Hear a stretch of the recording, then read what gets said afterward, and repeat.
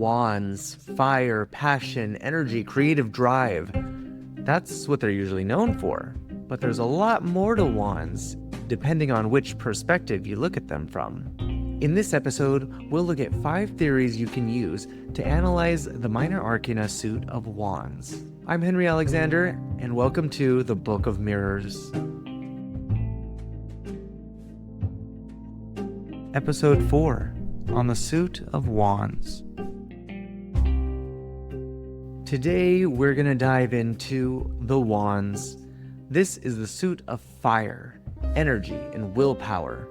But it can mean a lot more depending on which theory you use. We will review our 5 theories used to analyze the suits of the minor arcana and apply them to the suit of wands. Our first will be the psychological theory.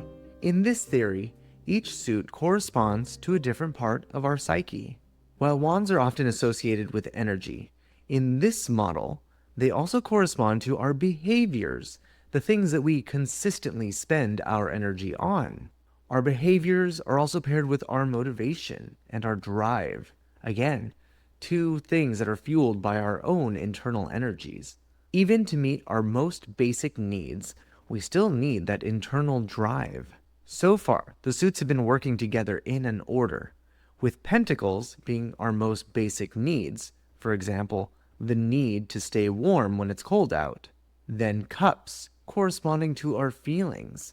When it's cold out, we feel cold and we want warmth.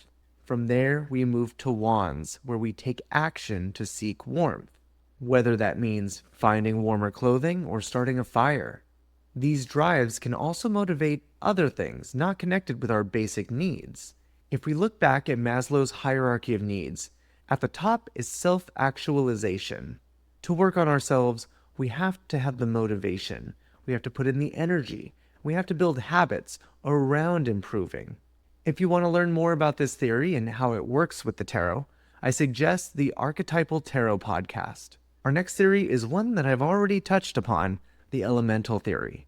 Again, this is a theory more used in the occult. In this theory, each suit corresponds to a different element, and each element corresponds to an appropriate energy. Whereas Pentacles corresponds with Earth, which is a very calm, solid, dependable energy, Wands corresponds with Fire, which can be very outgoing, very impulsive.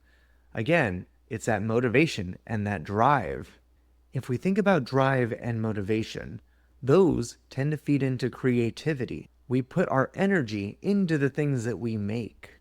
So whereas fire can sometimes be seen as a destructive or chaotic energy, we also use fire as a tool. Weapons are forged in flames.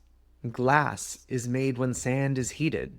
And you can't cook without a fire. This is a theory explored in many sources, so you'd be hard-pressed to find one that doesn't use this connection.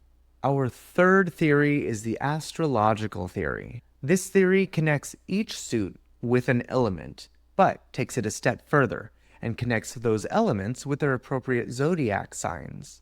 For pentacles, they matched with the earth signs. For cups, those took traits from the water signs. So of course, wands will have the same characteristics as the fire signs: Aries, Leo, and Sagittarius. Depending on the specific card, they can take traits of initiation of an action, having power behind decisions and actions, or having strong visions for the future, and the ability to set strong goals. As you begin working with different cards in the suit of wands, you'll notice that each one has very similar characteristics to one of those 3 signs. For example, the 3 of wands shows a man looking off into the horizon at the ships on the waves. Is he planning some far-off goal, or are those ships working for him?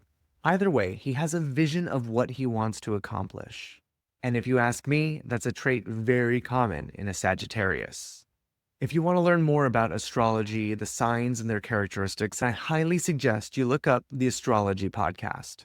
Before we go into one of my favorite theories, I want to ask that you like, subscribe, share, follow, or leave a comment. And of course, I highly encourage you to leave any questions you have.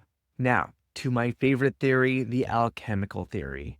The alchemical theory doesn't talk about changing literal lead to literal gold. It's a metaphor for our own spiritual development, changing something basic, our lead self, into something more perfect and refined, our gold self. Wands correspond with the element of fire, and thus appropriately corresponds with the alchemical stage of calcination, wherein the substance is burned and destroyed by fire. In this stage, everything around the substance is burnt, revealing the true substance that we would work with. This would be our prima materia, our first, most basic element. How does this translate into the tarot? Well, nothing good comes without a little pain. We are constantly tested and put through trials by fire, which force us to learn and grow. Calcination is the first stage in our own self-development. We have to experience the pain of hurt. We have to experience hurt before we can be motivated to improve. And that pain is what drives a lot of the wands. We're motivated to do things because we don't like the position we're in. We're drawn to far off goals because we want to improve. This desire is what lights a fire underneath us and gets us going. And of course, what happens when we're motivated? We put in our energy. We change our habits. And that's how we get where we want to be. Our last theory is the social class theory. From this perspective, wands correspond with nobility and warriors, those who are willing to fight, each in their own way. They're motivated. But it's important to note, being motivated doesn't mean you just rush ahead blindly. It's key to be strategic and calculated. Remember, wands are the suit of motivation, drive, energy, inspiration. It's that forward momentum, that movement. It's the fuse that lights the dynamite. It's the spark that gets things going, whether it be a new artistic endeavor, a new career move, or maybe just your life's calling.